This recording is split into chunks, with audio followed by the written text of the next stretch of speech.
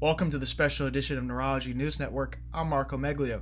First up, the FDA has placed a partial clinical hold on multi-dose clinical trials of YTX-7739, a disease-modifying therapy for the treatment of Parkinson's disease. According to Humanity Therapeutics, the hold was initiated in response to the company's investigational new drug application, which was submitted last December. The hold suspends initiation of multiple dose trials of the treatment in the U.S. until questions from the FDA have been addressed, with Humanity anticipating additional detail from the FDA within the next 30 days.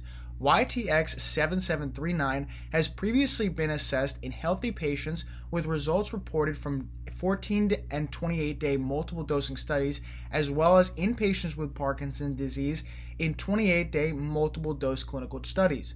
The treatment is designed to penetrate the blood-brain barrier, then inhibiting the activity of SCD, a novel target.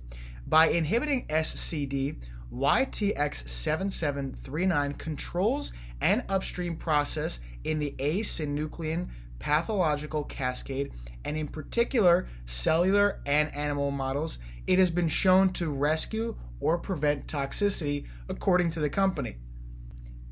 Next up, the first patient has been enrolled in the Phase 3 ENSURE-2 pivotal trial of IMU-838, an investigational treatment for relapsing multiple sclerosis, according to its designer in Munich.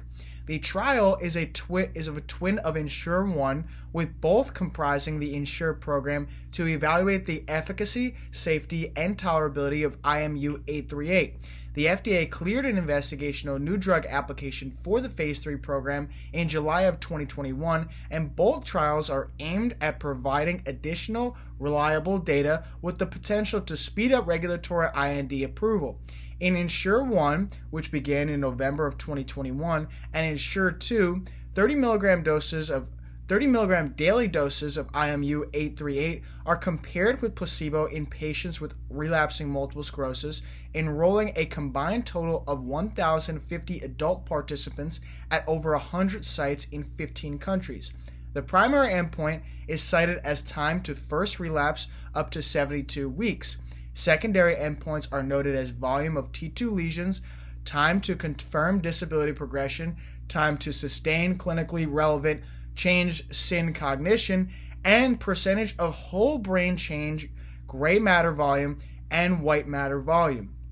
Lastly, although previous literature has shown overlaps between ALS and frontotemporal dementia, the possible cognitive and/or behavioral involvement of FTD may be its own phenotype and not a product of disease worsening, according to new results from a multi-parametric study. All told, those with ALS with cognitive and/or behavioral involvement showed a rearrangement of the functional networks which was divergent from those with solely motor deficits, with the enhanced functional connectivity within motor areas and decreased connectivity in the frontotemporal networks. The concomitant absence of significant structural alterations compared with those who had solely motor deficits supported a maladaptive role of such functional rearrangements in those with cognitive and/or behavioral involvement, which had been previously hypothesized. Additional results on the distribution analysis indicated that most patients who just had these solely motor-like deficits were characterized by a greater damage within the motor networks, specifically among the sensory motor basal ganglia connections, relative to behavioral variant frontotemporal dementia cases. For more direct access to expert insight, head to neurologylive.com. This has been Neurology News Network. Thanks for watching.